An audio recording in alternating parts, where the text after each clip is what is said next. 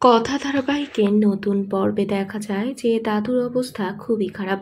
বাড়ির বড়রা তার পাশে দাঁড়িয়ে তাকে সান্ত্বনা দিচ্ছেন, কিন্তু দাদু মনে মনে ভাবছেন যদি এই সময় তার বড় দাদু পাশে থাকতো। তাই কথাও ভাবতে থাকে, ঠিকই তো, এমন বিপদের সময় উনি পাশে থাকলে তাহলে তো দাদু আরেকটু ভরসা পেত। তাই কোনো কথা চিন্তা না করে কথা চলে যায় অ্যাবির অনুষ্ঠানে। সেখানে সে অ্যাবির সাক্ষাৎকার নিচ্ছে শ্রীশিলা গুহ। সাক্ষাৎকারের এক পর্যায়ে এবার শুরু হয় দর্শকদের প্রশ্ন। তাই সৃজিলা একে একে দর্শক মতামত নিতে শুরু করে। কিন্তু প্রথমেই এ কি কথা প্রশ্ন করছে? এখানে তো কথার থাকারই কথা না, তাহলে এলো কেন? তাই প্রথম দিয়ে অ্যাবি চমকে উঠলে কথা আসলে কি বললে এসেছে সেটা জানতে চায়। কিন্তু দাদুর অসুস্থতার কথা শুনে অনুষ্ঠান ফেলেই বাড়ির দিকে ছুটে অ্যাবি। বাড়িতে গিয়ে দাদুর মুখে সবটা শুনে ভাবতে থাকে, কে করতে পারে এই কাজটা।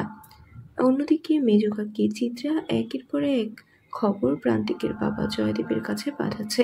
হঠাৎ মেজ কাকির উপর সন্দেহ হয় কথার, তাই আড়াল থেকেই সবটা শুনতে থাকে। আর শুনেই অ্যাবিকে নিয়ে যেতে চায় ট্রাক উদ্ধার করতে। তো বন্ধুরা, কথা কি পারবে গুহবাড়ির সম্মান বাঁচাতে? এক্ষুনি একটি লাইক দিয়ে এবং কমেন্ট করে জানিয়ে দাও তোমাদের মতামত।